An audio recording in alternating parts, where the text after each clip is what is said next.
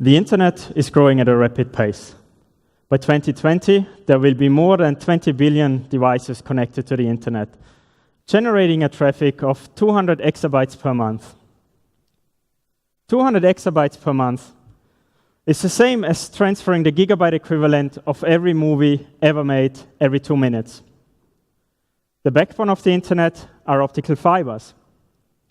However, there is a problem. In recent years, the data demand has been rapidly approaching the fundamental capacity limit of currently deployed optical fibers.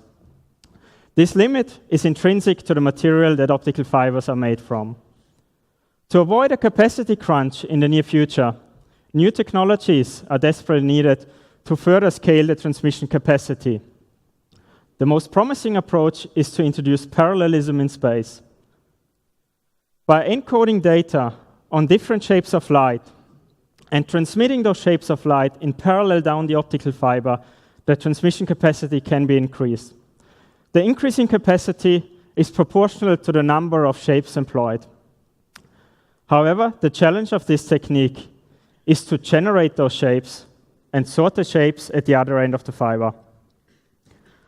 I have developed a compact fingernail-sized optical chip that is capable of generating those shapes. This entirely passive chip also works in reverse and can sort the shapes at the other end. Essential to the efficient generation of those shapes is a three-dimensional architecture of optical wires.